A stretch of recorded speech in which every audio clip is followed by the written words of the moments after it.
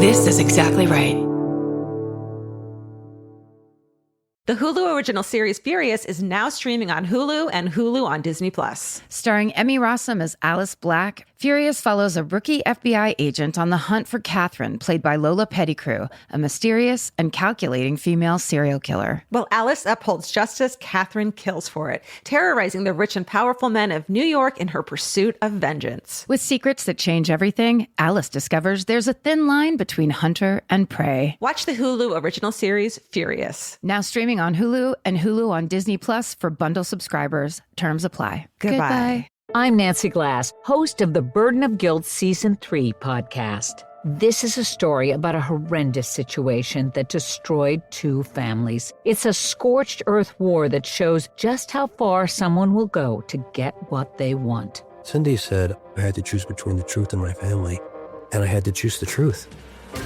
Listen to Season 3 of Burden of Guilt on the iHeartRadio app, Apple Podcasts, or wherever you get your podcasts.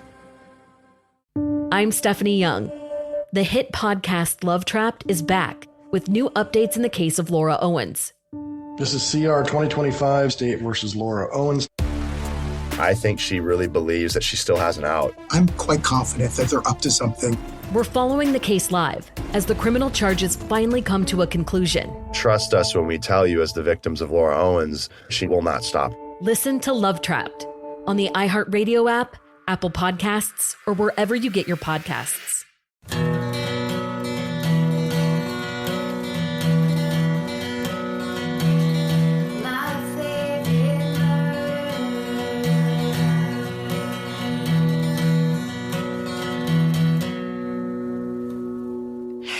Hello. And welcome To my favorite murder.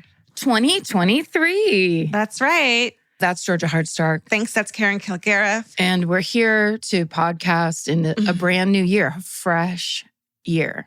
It's already like the 12th for everyone listening and the Right. 19th. Still, first month, right? It is the first month. This is our first recording back from the winter break because we pre-recorded some stuff because we wanted to keep putting out content as you do. So this is technically our first recording back. Yeah, I mean, we had to take a Christmas break, right? Because this is America. So we did some pre-record so you weren't completely alone and abandoned in that time. So now we're all lightly off schedule. That's right. But I'm glad to be back. I'm glad to be, at least slightly current. Me too. I am too. But you know what I think I realized while I had all that time to think during our break is that I don't think my brain ever got the memo that quarantine is over. I think that's what's going on with me. Yeah, I relate completely. Yep. Like, I think I'm still stuck in that, but we have to stay home. No one ever told me. And it's not over. Fucking COVID's still happening. Yep. But it's different. Yes. Like hard quarantine is still the way of the world to me. Can I make a suggestion that is absolutely projection on my part, but is meant to make you feel better? Yep. Part of us loved quarantine. Part of us was like, oh, holy shit. This is like forced downtime. Yeah. And forced hermiting.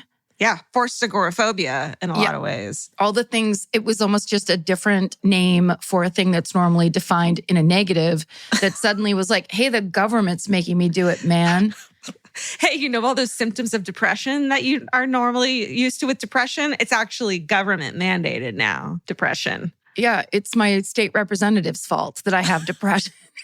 They're giving it to me. The world has depression with me, finally. Yes. Finally.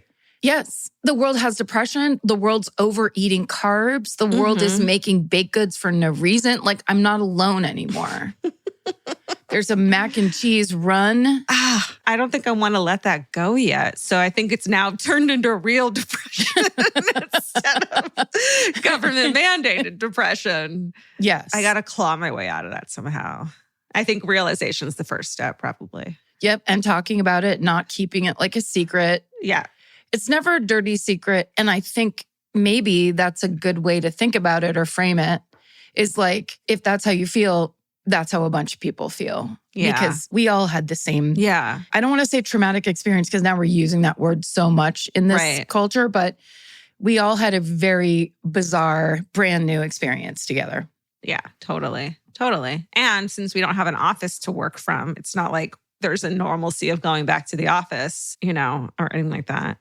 Right. The idea of seeing people on your computer and forcing connection where it doesn't exist because we're at our houses.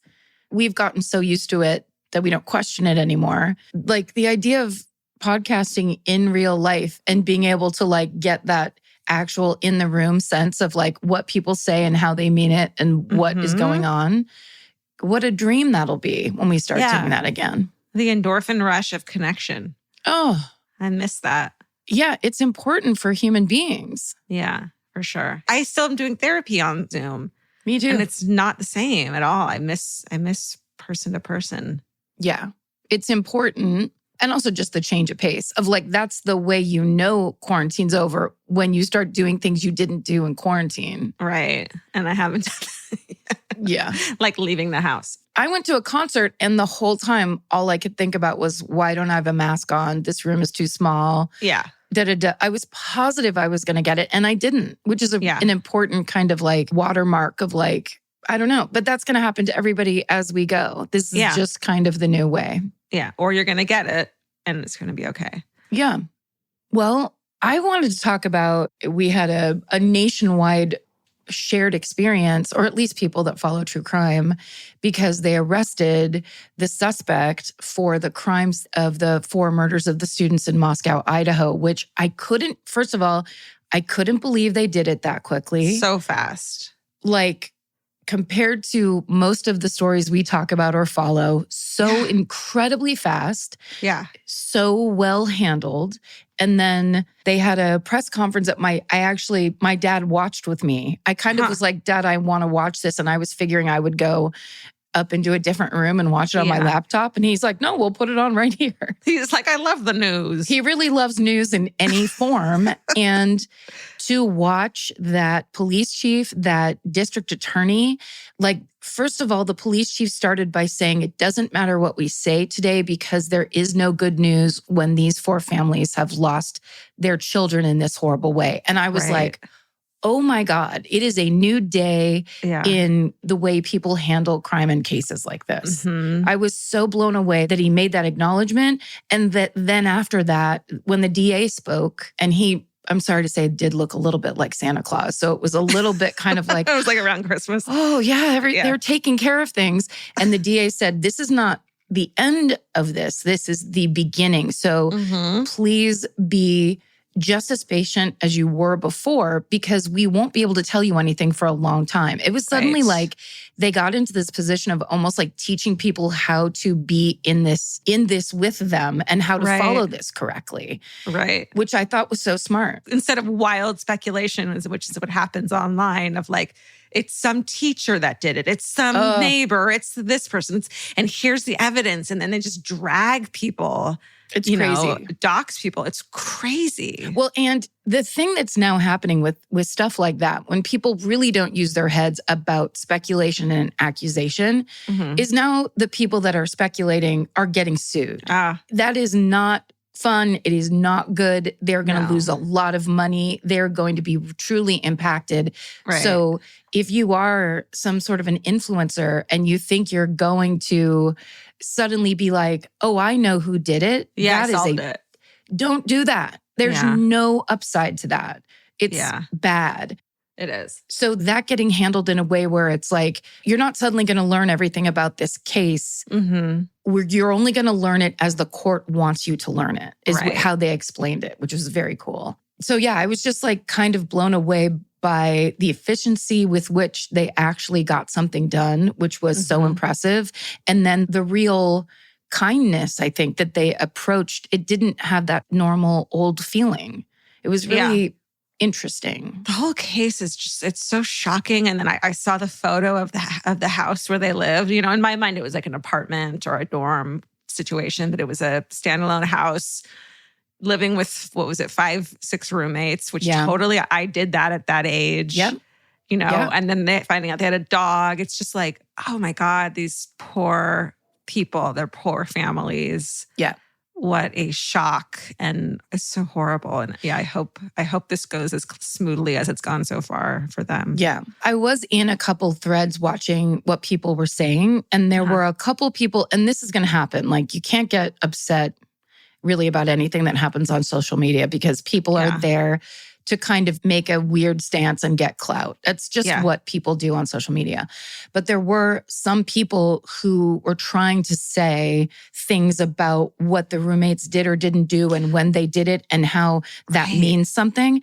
Yeah. And at first I saw it and I was getting upset because it was just like, these are victims as well. Yeah. These are also children. Like, this can't be happening. Yeah. And then God bless them, within the next time I checked that thread, here come all kinds of true crime expert follower people who know what they're talking about. And they were like, how dare you accuse anybody? Or how dare you come in saying you know how this would go? Like, with wild speculation. Insane and kind of really gross, like bottom of the barrel accusation speculation. It's not just like, oh, I think that's weird behavior. It's like, that means this. Right. I did this once and it never went like that. And that's how I know they're wrong or whatever. Yeah. So it's cool that there are so many people showing up in that way and really defending the people who deserve to be defended and basically kind of pushing back against that weird, like, there's some people who just get in there and like, when you follow a thread and they keep showing up to like argue with people where you're like, what is this? Why would you do this? Yeah. It's just participating like, is this a human being that mattered? Or are you just kind of trying to do a very self-centered thing so that people interact with you, good or bad? Totally. Yeah. I'm not judging people. When we started this podcast, I said shit I wish I'd never said and feel so stupid for saying. We were finding our way and it just all happened to be recorded. We chose to have Steven sit on the floor and record it for us. But that's kind of my point. It feels like the entire genre of how people pay attention to this stuff is changing in a very real way. I was really impressed by the people that were showing up and doing it right and helping other people kind of go the right direction. Very cool. For a thing that's shocking, I think that's the thing you start to look for, because this has all those pieces of like an old-fashioned case you follow. The idea that this suspect was studying criminology. Yeah. I mean, that's like, if it was in a movie, you'd go, that's kind of corny. Totally. It is. It's mind-boggling for sure, the whole thing. Yeah. And then on the other side of that, you saw Dr. Love got arrested again. Tell everyone who Dr. Love is. Dr. Love is a case that I covered a while ago, right? That was pre-COVID, right? Sure. Definitely. I think. When did it happen? I don't remember. It must have been. I think it was. But he's a young man who has a lot of hopes and dreams to be, or at least dress like a doctor and have a doctor's office and see patients. And he got arrested for it. And it's a really kind of mind-boggling story. And he got out of jail. And I guess the first job that he had relatively soon after, he allegedly, because I think he only got arrested, began to embezzle. It's just the kind of thing where he just keeps getting into trouble. And then immediately, if there's a news story about it, people will tweet me and go, look at him, he's doing it again. He's into fraud. He's really, really into fraud. It's his hobby. It is. It's wild. How do you get on the straight and narrow if what you love deep down is fraud? That's tough. Yeah. That is a tough one. Like, it can't be a hobby. That's not a hobby. Learning about people who are into fraud is a hobby. Being into fraud. He needs to go to Wall Street and start working with the people who love embezzling. They love different ways to steal and rip people off. Get in there. They applaud people who are into fraud. That's like they reward them. Get it. Figure out the way to take 0.03% out of every check and put it in your personal bank account. That is, that's what is done. Right. Go work for the U.S. government. Something, where they reward you for being total fucking psychopath. Yeah, lots happened over Christmas break, the full run. Yeah. Should we tell everyone what's going on with Exactly Right at the moment? Yeah, might as well get to the real business at hand. Okay. Here's some Exactly Right highlights. That's our podcasting network, everyone. This week on Parent Footprint, Dr. Dan is joined by science journalist and author of the book Mother Brain, Chelsea Conaboy. So parents and people who are adjacent to children, please check out Parent Footprint. You'll love it. If you're child adjacent in any way. Yes. And then over on I Said No Gifts with Bridger Weiniger. Wow, this is an amazing booking. Writer-director Paul Feig. You might know him from the show Freaks and Geeks, many other things. He was the director of Bridesmaids. I think he also directs a couple episodes of Arrested Development. He's a legend. He directs movies now. And he's a guest on I Said No Gifts. Go over there and listen to their hilarious conversation. Do it. And if you haven't heard, the MFM store is now home to merch for other Exactly Right podcasts. And since it's still the cozy season, you can go check out some really fun sweatshirts from the podcast Bananas, This Podcast Will Kill You, I Saw What You Did, and more. So go to myfavoritemurder.com and check out the store. That's kind of cool because if you wanted to buy, say, an MFM mug, but then you also love I Saw What You Did, you can get all your shopping done in one spot. That's right. We made it easy for you. It's all we want to do for you. Well, shit. Am I first? I think we talked ourselves right up to the beginning of the actual podcast. That was fast. Yeah. Wow. All right. I'm Nancy Glass, host of the Burden of Guilt Season 3 podcast. This is a story about a horrendous situation that destroyed 2 families. It started more than 7 years ago when Cindy and Kenny were 2 40-somethings who had just gotten engaged. Days later, they walked into a scorched earth war they never saw coming. Turn around and place your hands behind your back. The cops came into my house and threw me in jail. And to Cindy's surprise, her fiancé Kenny was charged with abusing one of her children. I never once doubted Kenny, and I always doubted the accusation. On Season 3 of Burden of Guilt, you'll hear a story about the lengths someone will go to in order to get what they want. This case has got to be one of the most despicable. Listen to Season 3 of Burden of Guilt on the iHeartRadio app, Apple Podcasts, or wherever you get your podcasts. This is Chelsea Handler from Dear Chelsea. Every week, the news gets worse, the world gets crazier, and Yamanika is here to tell whoever's responsible, you're the problem. Do you know I just found out who Sydney Sweeney was? If he got a bunch of women, then I should have a bunch of men. Do better or do less so I don't have to do so much. I'm Yamanika, and I'm out. Listen to You're the Problem with Yamanika starting on July 15th on the iHeartRadio app, Apple Podcasts, or wherever you get your podcasts. My first guest is Paris Hilton, Shakira, Luke, and Yerin. You have surprises? Many surprises. Welcome to the Sweet 305 podcast, where the group chat comes to life. What up? You're the only person I know that loves a yellow starburst. It's lemonade. Listen to Sweet 305 with Lele Pons. Open your free iHeartRadio app, search Sweet 305, and listen now. Okay, well, I'm first, and this is a story, a cold case that had a big update at the end of 2022. I thought I'd give everyone the background and the update, and hopefully in 2023, we'll see some more updates on this historic, huge case. So this is the story of the boy in the box. Oh, wow. Yeah. This episode features pretty graphic depictions of child abuse, including some mentions of sexual abuse, which aren't graphic, but they're mentioned. So it's just as a warning to listeners. So main sources used in my story today is a New York Times article by David Stout, a Newsweek article by Gerard Kainga, a Philadelphia Inquirer article by Jason Nark, and a People magazine article by Nicole Acosta. And the rest you can find in our show notes. So it's February 25th, 1957. So we're going way far back. A teenage boy has set up some illegal muskrat traps in an empty lot lined with bushes in the Fox Chase area of Philadelphia, Pennsylvania. So I think it's in the middle of Philly, but I think it's kind of, some open, grassy lot area. Back in the 50s when they had grass in Philadelphia. Exactly. Mm-hmm. He's checking on those illegal muskrat traps when he finds a large cardboard box, and he looks inside and he finds something terrifying. He's freaked out, but is afraid that if he calls the police, they will take his animal traps away. So he doesn't report what he finds or tell anyone about it. A day later, a college student is walking through the same lot. He's sneaking around to spy on some girls walking home to their boarding school. Oh, so no. Not cool. Oh, no. He notices something in the underbrush and he walks over to look and he sees that large cardboard box. He looks closer and is horrified by what he sees. He flees the scene and tries to put what he found in the back of his mind. He doesn't want to report it, but he's haunted by what he found. And so he confides in his priest the next day.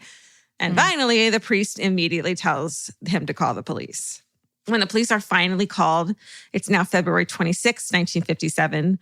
Officer Elmer Palmer is the first on the scene. It's a cold and rainy day, and he remembers shivering in his raincoat, walking around the empty lot when he finds the box.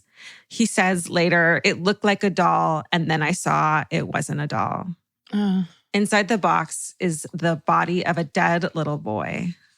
This is the moment that the investigation into the horrible death of the boy in the box, which will last decades, begins. Medical examiners estimate that the boy in the box is between 4 and 6 years old. He's found naked, wrapped in a flannel blanket in this large box that was meant for a bassinet originally. His fingernails are trimmed, and he has a crude, haphazard haircut that seems to have been recent. Little cut hairs are found all over his body, and his hair is really choppy. His right hand and right foot are pruny, like they may have been soaked in water. And a custom-made hat is found near the crime scene, and the bassinet box has a serial number on it. So police are sure they'll have this case solved really quickly. Medical examiners conclude that the boy in the box had been beaten to death. It's clear that he was abused and neglected for quite some time before he died. He is only 30 pounds and was 40 and a half inches tall. And that's just a little under 3.5 feet. And the average and healthy 5-year-old should weigh 30 to 45 pounds and be 40 to 45 inches tall. So he's really on the light, small side. He seems chronically malnourished and covered in weird scars that look like surgical incisions. He still had all his baby teeth, so no dental records exist for him when they check.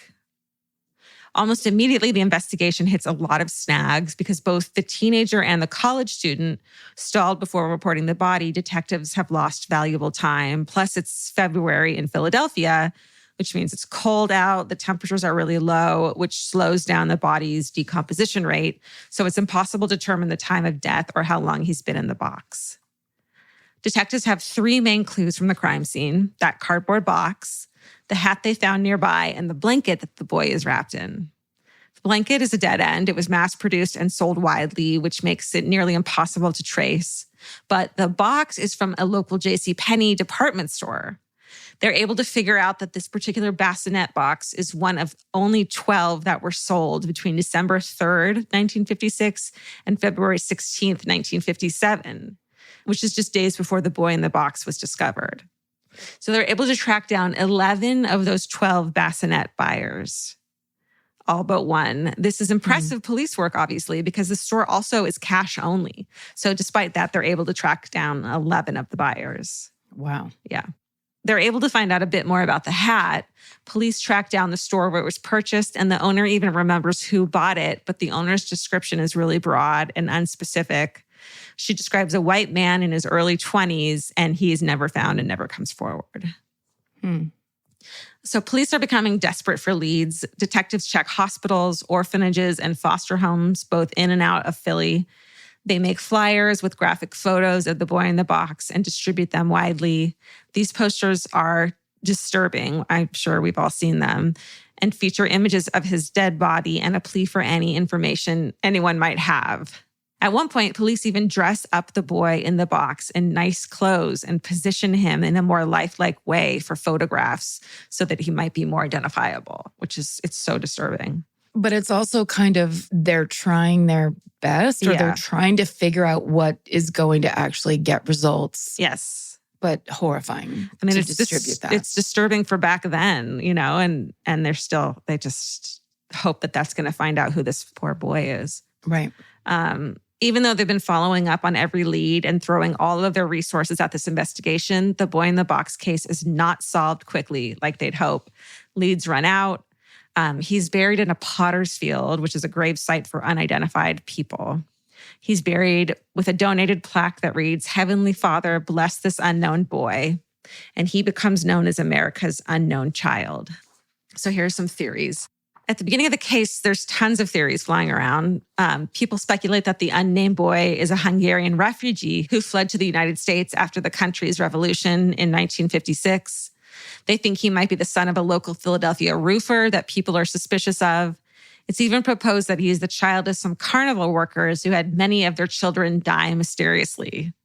Oh, no. Oh, like an old case kind of thing? Yeah. Oh, wow. Police investigate all these leads thoroughly and they go nowhere. Several professionals involved in this case really took the boy in the box to heart. Many even followed leads way after they'd retired up until they died. Remington Bristow, one of the medical examiners who worked on this case, was extraordinarily dedicated to the boy in the box. He visited his gravesite regularly with little gifts and flowers. He made sure that on the anniversaries of the boy's murder that the case was in the news, and Bristow even carried around a death mask of the boy's face in his briefcase. Oh, that's actually very smart. Like if he was looking into something and talked to somebody, he could immediately say, does this face look familiar to you? Right, totally. I mean, like that is dedicated. Yeah. He spent thousands of dollars of his own money to investigate. And even though there weren't many breakthroughs during his lifetime, Bristow always believed that future technology would help solve this case and had creative approaches to investigating. He spoke with the media a lot and said he, quote, didn't think this was a homicide. It could have been accidental. However, people close to him say that he didn't actually believe that. He was just trying to coax the parents to come forward. Bristow died in 1993 without having seen this case solved. And he's actually credited in a lot of articles that we read about keeping this case in the news.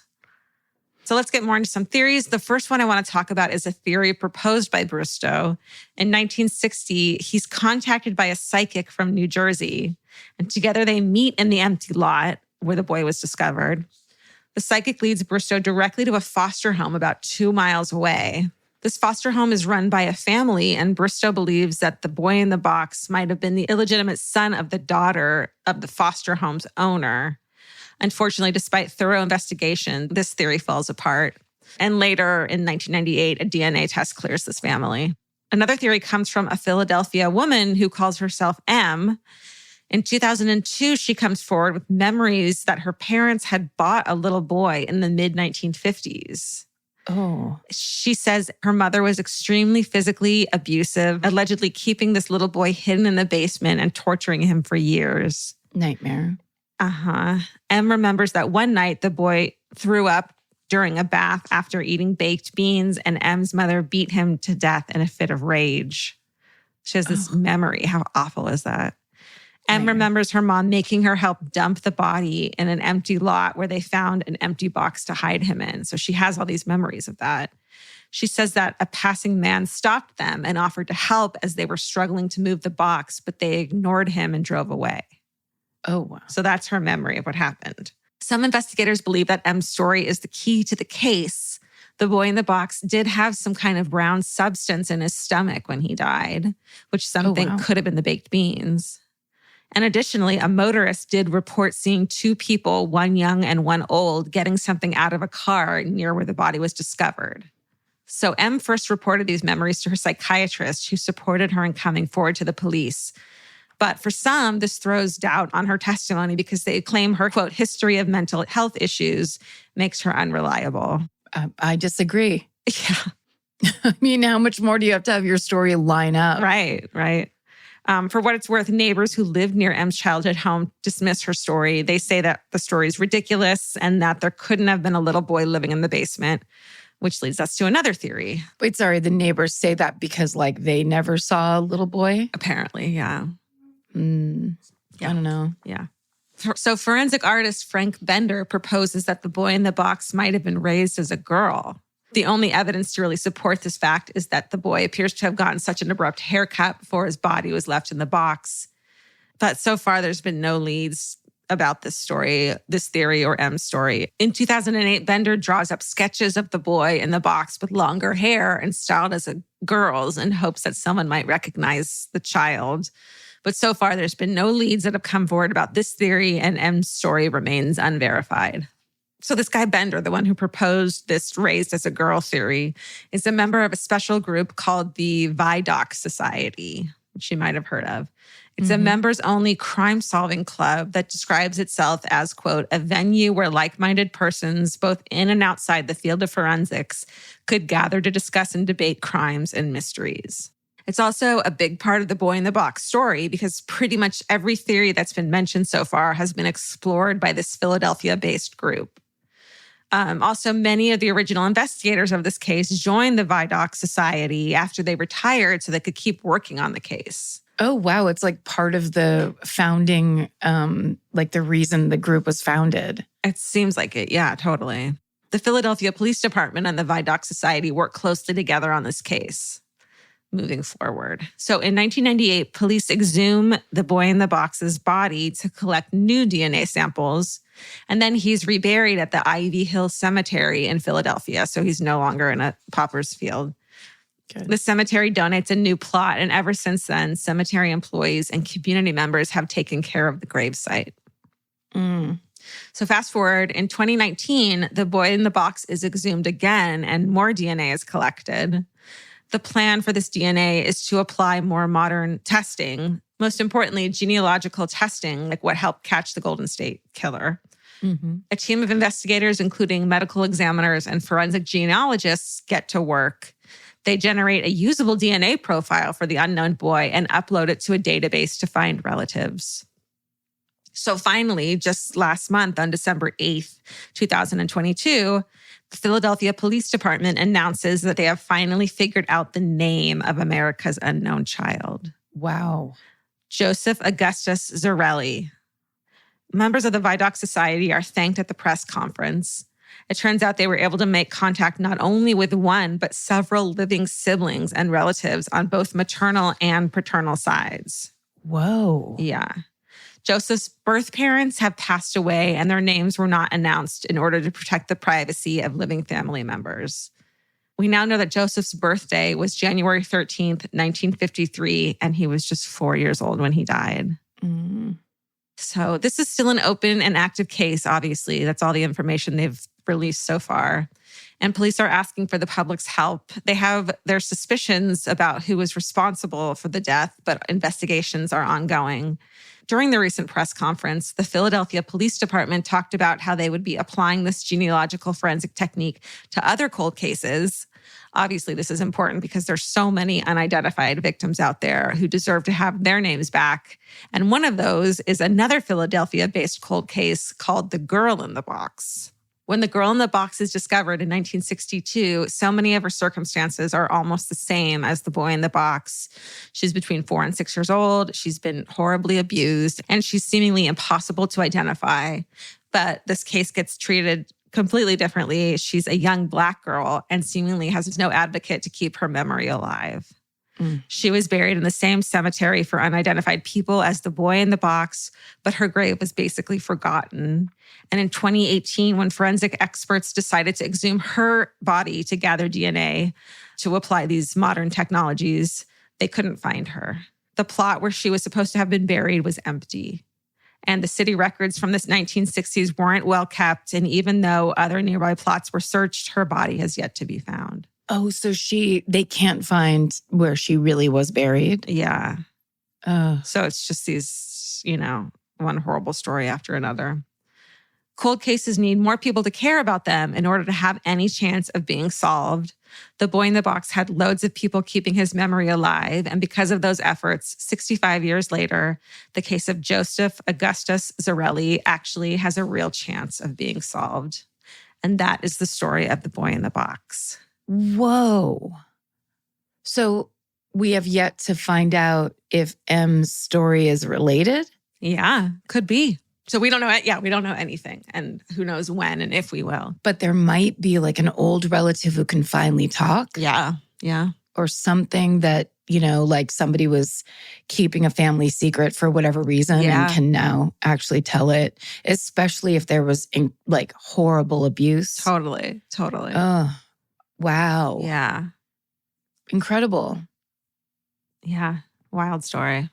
One of those ones that I think true crime people have always just been just so curious about this. How can a child be found and not be identified? It just seems so impossible, but it happens all the time, obviously. It happens all the time. And it's the kind of thing where people bringing unwanted children into the world, those children suffer. Yeah.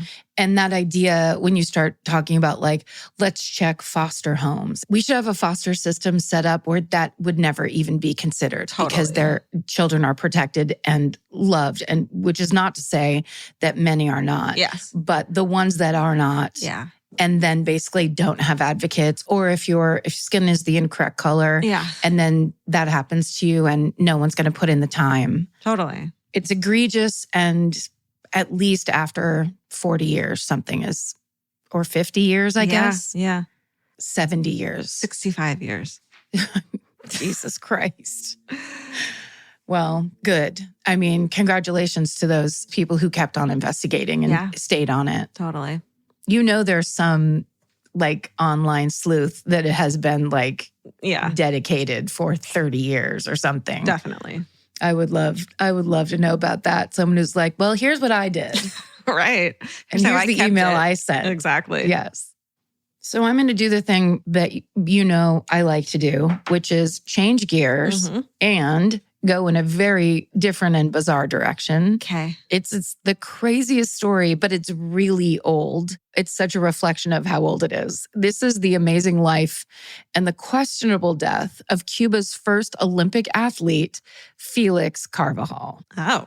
I actually started reading this to my dad as I was going over it because it was so insane that I was like, Dad, listen to this. So the sources for today, a heavily cited article by a writer named Liam Boylan Pett for Lope magazine, LOPE, entitled The Barely Believable Life of Felix Carvajal. There's also an uncredited Courier Journal article from 1905 called Fleet of Foot and Tireless Is Felix Carvajal the Cuban? And then there's a 1906 article by Robert Edgren that ran in multiple newspapers called Cuba Well Represented in Marathon Race at Athens, The Queer Story of Felix Carvajal. All right. So the rest of the sources are in our show notes if you want to look at those and read those. So we're starting in 1907. That's 125 years ago. Backwards math. Exactly. Who can do it? So it's 1907, and a cruise ship docks in Havana, Cuba, where it has just arrived from Spain. The passengers file off board, and they move through customs, handing over their documents to the customs agents for inspection before entering the country. Everything is business as usual until one very disheveled man approaches the customs counter. The agent checking his paperwork is instantly suspicious, not only because the man looks very dirty, but he's also just landed from a long transatlantic trip, yet he is carrying no luggage. When the agent checks the man's papers, his suspicion turns to shock. The name on the paperwork is well known to him and to many Cubans, Felix Carvajal, Cuba's first Olympic athlete. Just 3 years before, in the 1904 Olympics in St. Louis, Felix made a huge name for himself in the marathon event. But this messy-looking man couldn't possibly be Felix Carvajal because Felix Carvajal is dead. So, now we have to rewind about 30 years. I'll tell you about basically the beginning of the life of Felix de la Caridad Carvajal y Soto. He's born in March of 1875 in Havana, Cuba. His family is very poor, and he doesn't have much in the way of material possessions, but what he does have is a seemingly inexhaustible supply of energy. God, I'd love to have that. That'd be nice. Felix is always on the move, and he's a little cocky. So much so that when he's 14 years old, he has no athletic credentials to his name. He is not ranked, rated, anything. And he challenges a much older, decorated Spanish athlete to an endurance race. So At this point in history, Spain has controlled Cuba for hundreds of years. Tensions between the two countries are palpable. So this race actually becomes political. The two runners start at 8 a.m. and they are still racing well into the evening. When his Spanish competitor finally throws in the towel around 5 p.m., 14-year-old Felix keeps going for another 2 hours. Oh my God. So he wins and then he does a kind of in-your-face thing. By the time Felix finally stops at 7 p.m., he's been running for 11 hours straight. The website Cuba Periodistas says that, quote, the joy of Felix's neighbors and friends was intense, and they carried him on their shoulders through the streets. Felix is so overcome with emotion that he bursts into tears. He's a hometown hero, basically. So by 1895, Felix is 20 years old. He's 5'3", and he has this enormous mustache, like a glorious, gigantic, a little bit twisty at the end mustache. Very nice. At this point, Cuba is in a full-fledged war against Spain for its independence. And Felix is serving as the personal mailman for Calixto Garcia, who was a top Cuban general. The job requires Felix to run up to 30 miles a day, delivering important military messages all across the island. Fuck. Yeah, right? It's incredibly dangerous work. Also, to us, very tiring. And before long, Felix winds up on the radar of the Spanish military. And at one point, he is almost killed by an enemy soldier. But when the war ends in 1898, despite his service, Felix is barely scraping by. He takes jobs as a civilian postman. He's a hotel doorman. He's a barber. He's a handyman. And then the little free time he does have, he spends it running. So he's never had the means to travel to a formal race like the Boston Marathon, but still Felix is confident that he's one of the best long-distance runners there is. So when he hears that the 1904 Olympic Games will be held in St. Louis, he becomes consumed with the idea of competing in the marathon of the Olympic Games and winning the gold for his country. Felix figures that if he can just get there, he'll bring glory to Cuba and get recognized finally as one of the world's best athletes. Gotta be that cocky. Right? Wouldn't that be nice? To just be like, it's me. I just need to be able to show up. Yeah, somehow. I'm the best. So yeah. I don't think there's anything wrong with thinking that way. No, absolutely not. It helps. Yeah. I think. For sure. That and a gigantic mustache that truly looks like a small broom. Okay. But in the early 1900s, getting to Missouri from Havana is tough enough. But for Felix, who's basically destitute, it's borderline impossible. So he decides to go ask the mayor for help. But once he gets there, he's stopped outside the mayor's office door by a secretary who is not buying his sales pitch. And it's hard to blame her. Felix is a complete unknown. He has no proof to back up his claims that he is this excellent athlete. So she asks him to leave. But Felix can't let it go. He pushes his way past her. He goes into the mayor's office where the elegantly dressed man is sitting in a big leather chair, puffing a cigarette. And the mayor's clearly taken aback by this scraggly-looking intruder. And like his secretary, he thinks Felix is delusional. He's not buying it either. In fact, the mayor reportedly laughs in Felix's face before telling him to get out. But Felix is not discouraged. Of course not. I mean, can you imagine just not giving a shit about rejection to this degree? He takes matters into his own hands, exits the mayor's office, says goodbye to the secretary, steps out into the plaza, and starts running. Felix completes one full lap around the building, then another. He just keeps going. One article says that each time he made another lap, quote, more people were watching for him, and as he passed, they could not restrain a smile. Next time, they roared with laughter. Clerks and office boys swelled the crowd of spectators. So legend has it that at 6 o'clock that night, the mayor, who has been inside the whole time with his blinds drawn, packs up his stuff, heads home for the day, and when he steps outside, he's shocked to discover that an enormous crowd has gathered to watch Felix run in circles around the building. He's inspired to march back to his desk, cut a check, hand it over to Felix, saying, quote, this is for your transportation to St. Louis. Now go and do your best. Nice. Right? It's a great story. It's not entirely verifiable. Yeah. People say it's more likely that Felix fundraised for the Olympics all on his own. There are stories that he ran around Havana with a sign strapped to his body that said, quote, help an athlete that wants to participate in the Olympics. But either way, the truth is he raised enough money to make it to the United States. Yeah. So he sets out for St. Louis, beginning with a trip on a steamship to New Orleans. But then once he gets off that steamship and gets into New Orleans, he needs to find a way to get to Missouri, and he's already running low on money. He didn't raise enough money to cover food, hotels, or any athletic wear that he needs to raise. He just basically has ticket money and a tiny bit more. But he's not stressed about it, not Felix. Instead, he has too much fun hanging out in New Orleans bars and casinos, and he ends up losing every excess penny he has playing dice. No. Yeah. So now he has absolutely no means to get to St. Louis, which is 700 miles away from New Orleans. But he's not discouraged. He can't pay for transportation, so he figures he'll just walk there.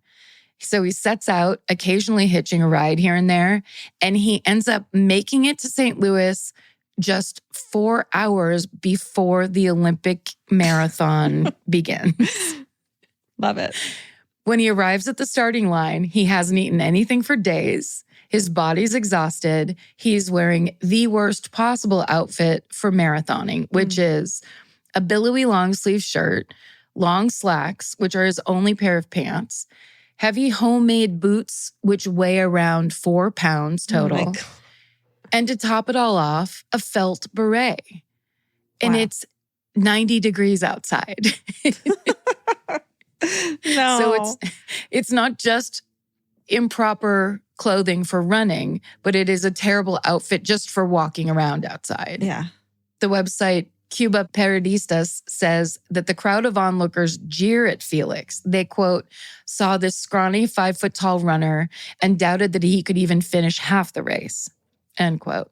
So at the starting line, an American named Martin Sheridan pulls out his pocket knife and cuts Felix's slacks into Bermuda-length shorts to help Felix run better. Nice. And a 1907 article in the St. Louis Post-Dispatch says that Felix, quote, carefully hid the pieces so that he could sew them on again after the race because they were the only trousers he had. Oh.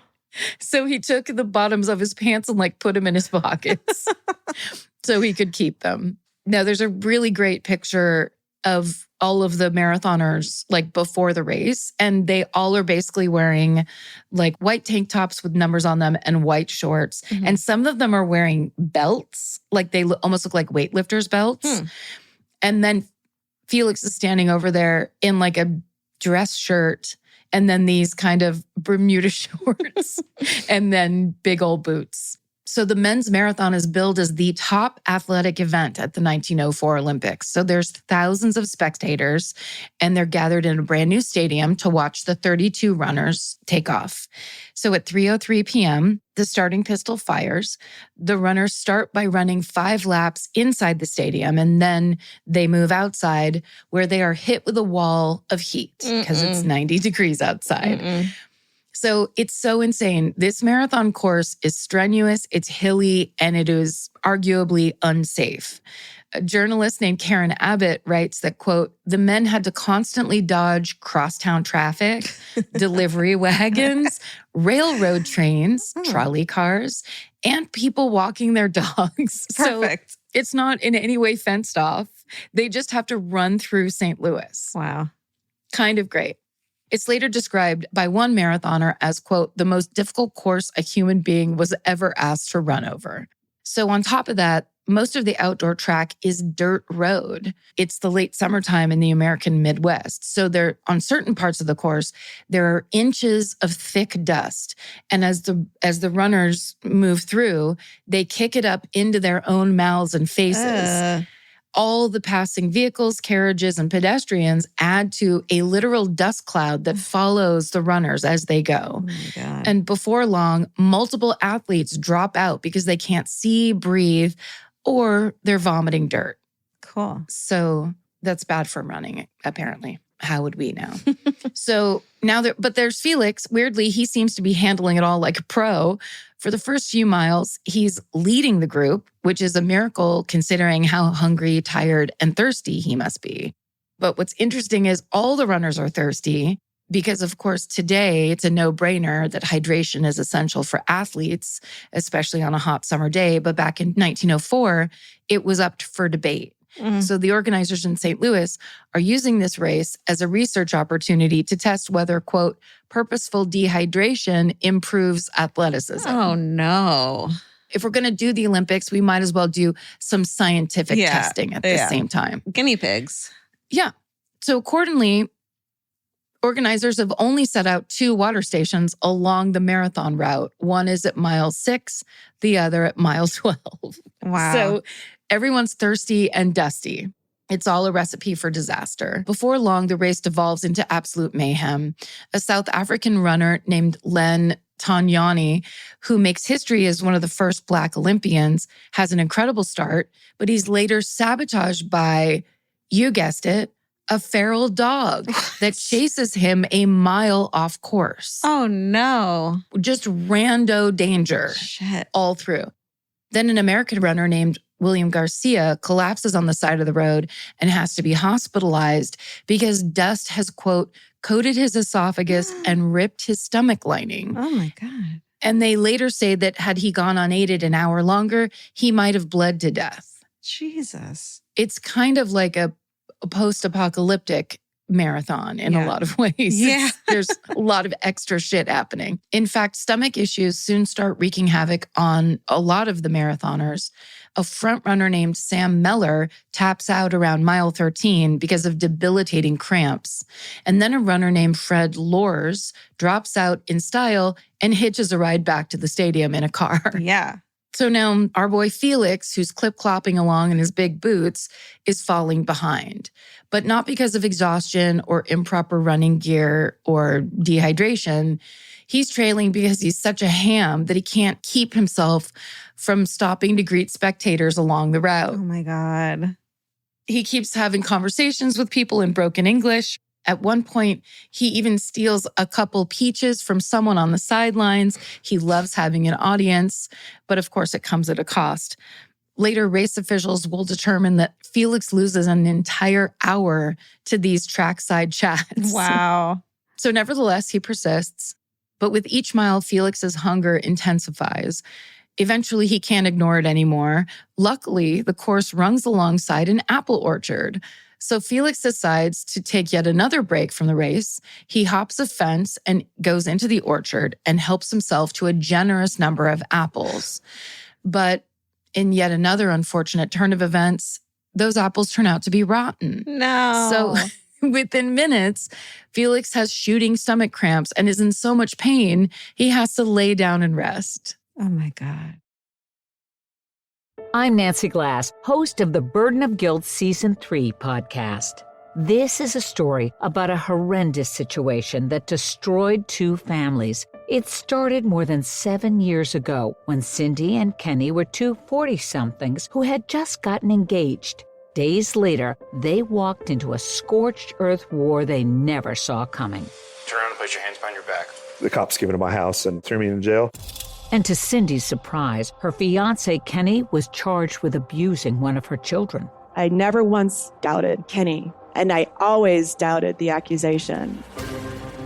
On Season 3 of Burden of Guilt, you'll hear a story about the lengths someone will go to in order to get what they want.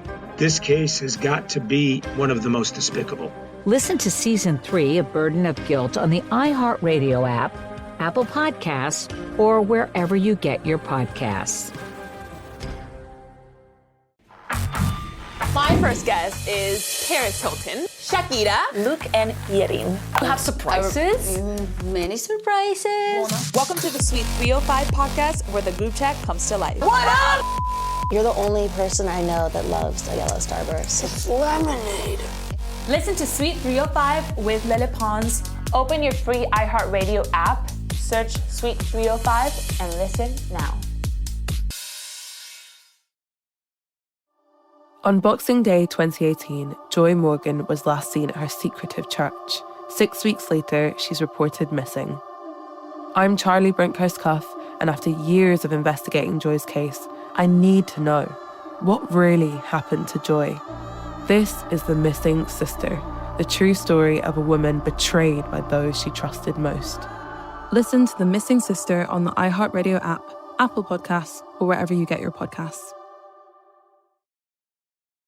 Okay, we're back. This is so weird for everyone at home. We had just had a 24-hour pause in this podcast because mid-story yesterday, as Karen was telling her story, I was trying so hard to keep it together, but as we started recording, was getting a migraine that kept coming on, and then throughout Karen's story, which was like people throwing up and people getting sick. And I had to stop and be like, I can't do this today. And I went and threw up. I get a migraine like once every few months and I have to throw up and lay down. So they're the worst. It's the worst. Truly the worst. Thank you for letting me pause, but we're back. Yes, of course. Oh, we jumped ahead 24 hours. We're different people. It's the same for you. It seems the same. It's so different. And I have different pajamas on, even. I have the same clothes. Yeah.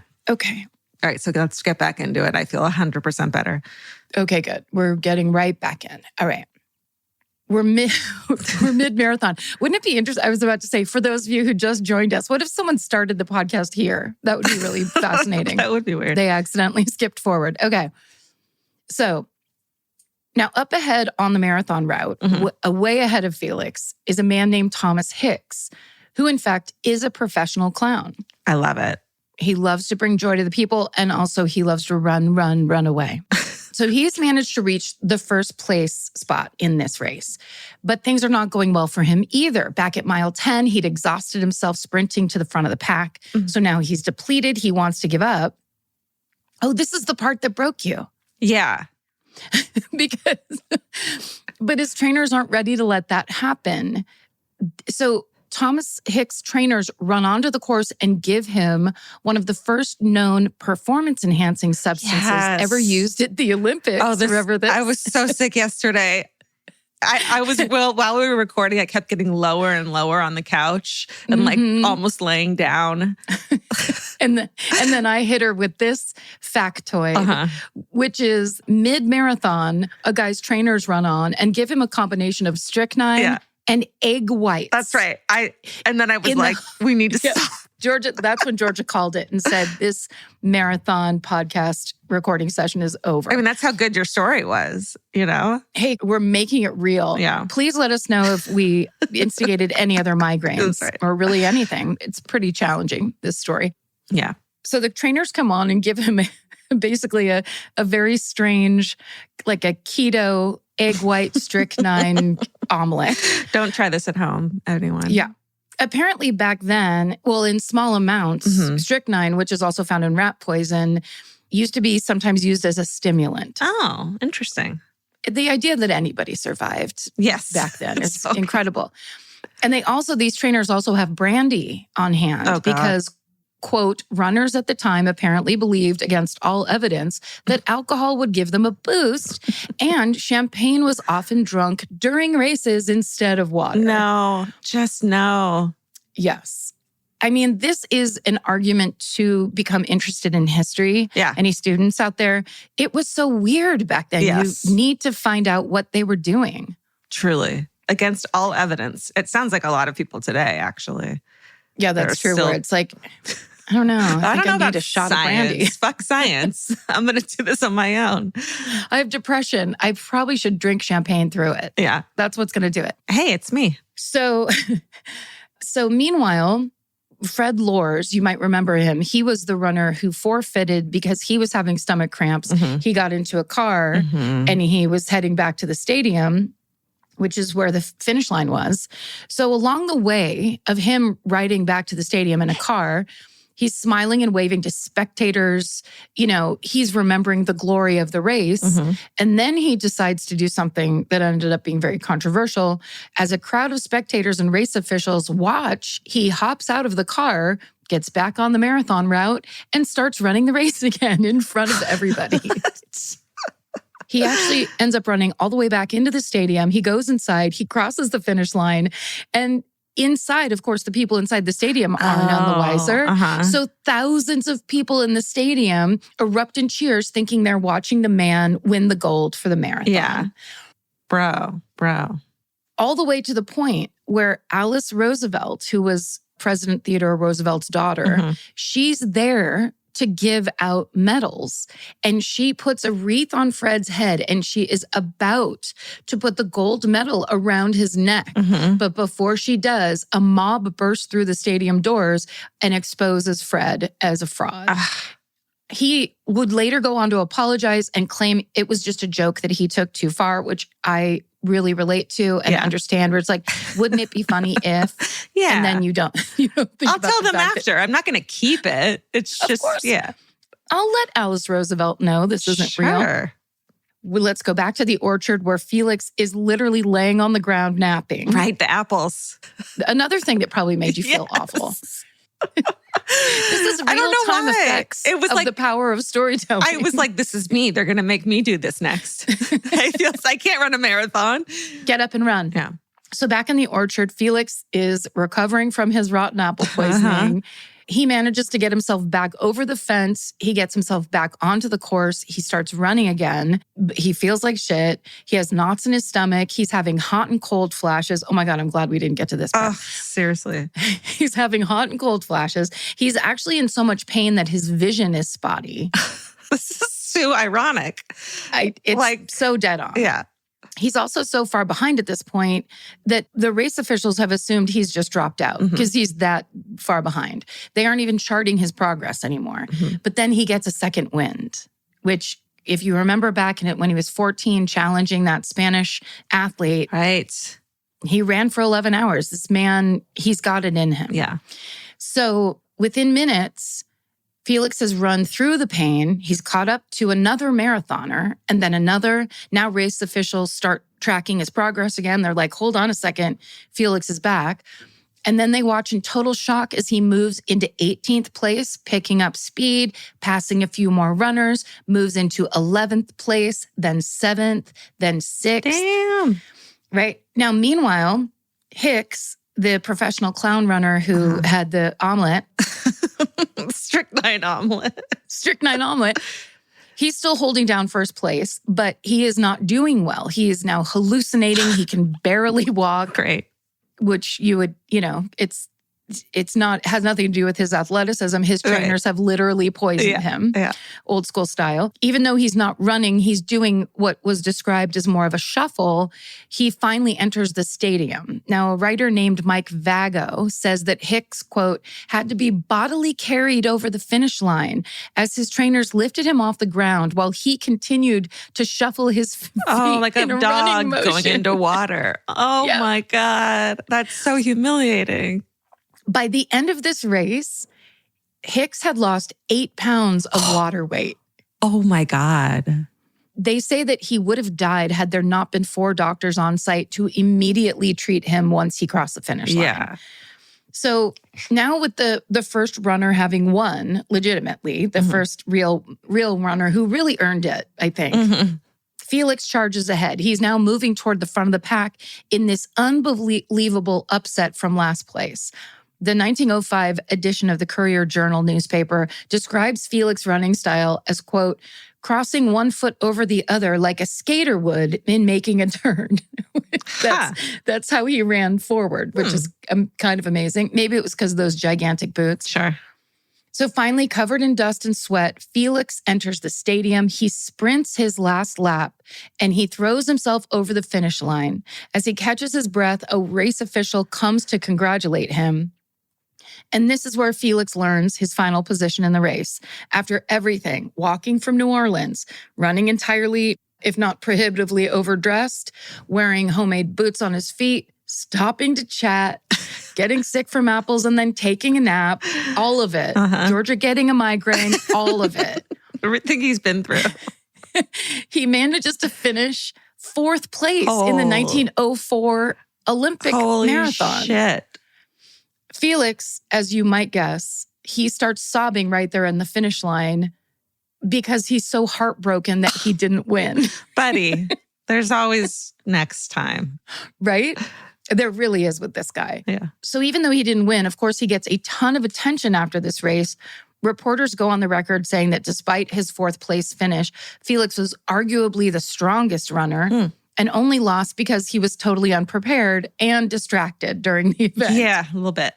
And this also, they don't even, because it was the turn of the century, they don't even talk about the socioeconomic factors that held him back, like a lack of transportation, money, proper athletic gear, any of that stuff. Somewhere to sleep the night before, like properly sleep.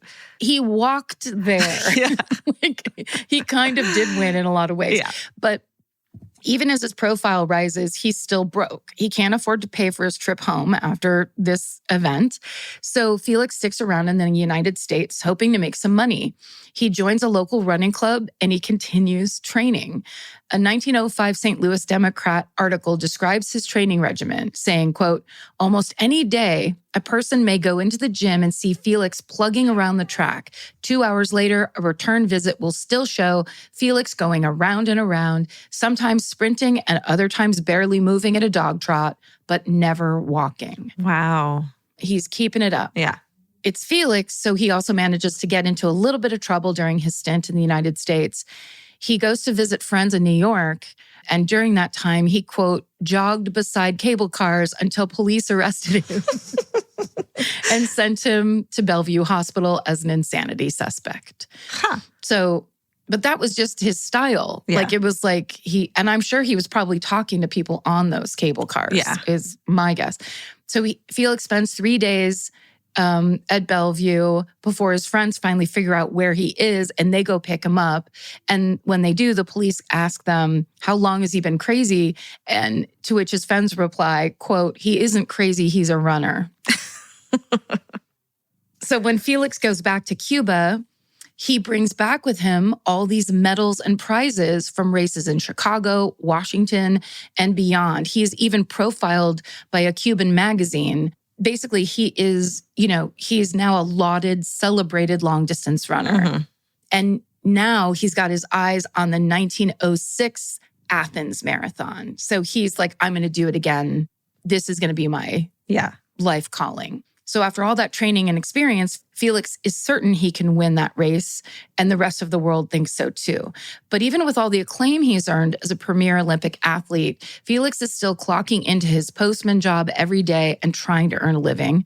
But unlike before, no one questions his athletic abilities. So for his trip to the 1906 Athens Marathon, Felix raises enough money to fully fund his trip to Europe, as well as pay for a trainer, meals, and proper running gear. Phew. You know, what other people call the basics. Right. Standard shit. Yeah.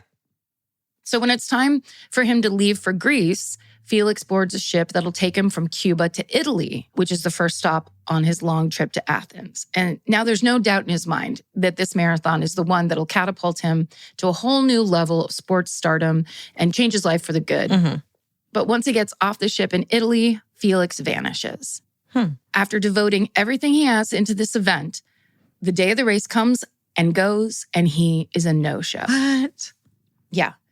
So days turn to weeks turn to months, and still no one has heard from Felix. One newspaper in 1907 says, quote, the end of Felix Carvajal became an unexplained mystery.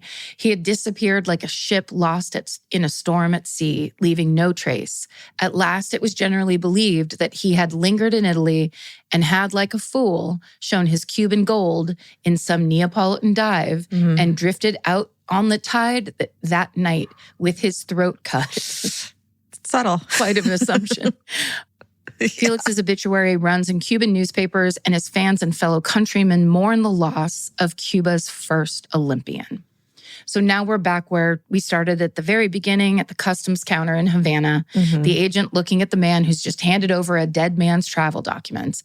And because it's the early 1900s, when everything was way more chill, the agent lets him pass without any further questions. She's like, I thought you were dead. Go on in.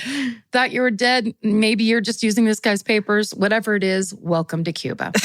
And then whatever doubts the agent has are quickly erased, because as he watches, this disheveled man goes from a walk to a full sprint. And now there's no mistaking it. It actually indeed is the Felix Carvajal. Wow. So it turned out the reason Felix disappeared, it's not creepy, it's not mysterious. His throat was not even attempted to be slit. Mm-hmm. He got the date of the race wrong.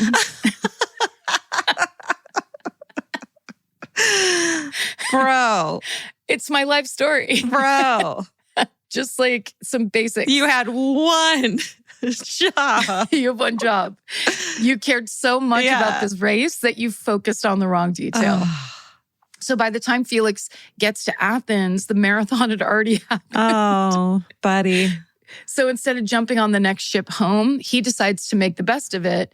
And he ran races in France, Spain, and Italy. Okay. Before he finally earned enough prize money to make the trip home. So now word quickly spreads that Cuba's first Olympian is alive and well, and newspapers start correcting their earlier reporting with publications as far away as North America running headlines like Cuban marathoner runner Carvajal comes to life.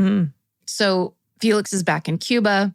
He keeps on training. In 1908, he's in his mid-30s. He goes professional. The next year, he's billed as the man to watch in a marathon in New York State. 20 years later, when he's 53, he runs over 4,000 laps in 6 days around a Havana mall. Holy shit. And 20 years after that, in January of 1949, when he is 73 years old, a young athlete from Argentina challenges Felix to an endurance race. Oh my God. Just like when he was a kid. And of course, he manages to pull a crowd because it's Felix and they love him. But he ends up losing the race because he's 73 fucking years old. Okay, good. Yes. I would love it if he still had his boots on. After the race, he sticks around, chats with fans. That's what he's really in it for, obviously. And this will be his last race because just a few days later, Felix Carvajal dies at the age of 73. Again, the local papers run his obituary, but sadly this time there are no corrections. So over the course of his life, Felix Carvajal won 55 trophies for marathons and races around the world. He is remembered in Cuba as Andarin, or the Walker, and his story has endured for over a century. Countless magazine features, books, newspaper articles have been written about him. He was even the subject of a 30-minute Cuban TV special. And he's remembered not only as an incredible athlete who was born with unique greatness, but as someone who lived life to the very fullest. Writer Liam Boylan Pett summarizes Felix's legacy beautifully, saying, quote, "Living in a shack in a poor neighborhood is not the life expected for an Olympian, the country's first Olympian. Nothing is said about his family or his personal life. The profiles and newspaper clippings hinted at it, but it seems that Carvajal was never able to escape poverty. He was born with almost nothing, showed up to his races with almost nothing, and died with almost nothing. The few times he had enough money to travel, he took advantage of it. He saw the world, and he always did it running. By all accounts, even when he was down, he ran his ass off." And that is the legend of Cuba's first Olympian, Felix de la Caridad Carvajal. Wow. Wow. Right? Yeah, legendary, for sure. A 2023 inspirational kickoff? Yeah. Like, Feel no matter good. what, Do it. let's be like this guy. It's almost like he invented just do it, the phrase just do it. But it's almost like Nike owes him a couple $100 billion. That's right. Very cool. That was great. I'm glad I stuck around for it. Me, yeah, I'm glad you came back. I really appreciate it. I think Maren McClashin, our researcher, is the one who suggested that story. And she was like, I know it's crazy because there's not, it's certainly not really true crime except for his disappearance. Yes. But the story itself is so truly nutso that it's going to be fun to talk about. Good one. I love it. All right. Well, great job. That was maybe the longest podcast we've ever done. Yeah. 24 hours. I think, at least 24. Yeah. We did it. We did. Great job. Thanks, everybody, for listening. That's right. For being with us. I think we're coming up on our 7-year anniversary, by the by. We fucking are. Holy shit. Yeah. Me, you, Steven, we've been doing this fucking thing for 7 years. That is crazy. Thanks, everyone. Yeah. We're going to have a celebration, but thank you guys for, especially our day one listeners, our early days listeners, everybody that is, I mean, this, we say it all the time. It's a crazy thing to be able to do this for a living. Totally. I just told you that story. You got to have a migraine in the middle. Yeah. We didn't have a boss that came in and told us we were both fired. That's fucking right. I love it. Pretty amazing. Yeah. Thanks, everyone. We appreciate you. And thanks, Stephen, for being here with us this whole time. Yeah. And stay sexy. And don't get murdered. Goodbye. Elvis, do you want a cookie?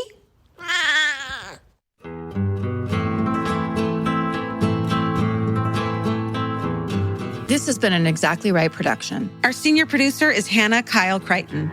Our producer is Alejandra Keck. This episode was engineered and mixed by Stephen Ray Morris. Our researchers are Maren McClashen and Sarah Blair Jenkins. Email your hometowns and fucking hoorays to myfavoritemurder@gmail.com. Follow the show on Instagram and Facebook at myfavoritemurder and Twitter at myfavemurder. Goodbye.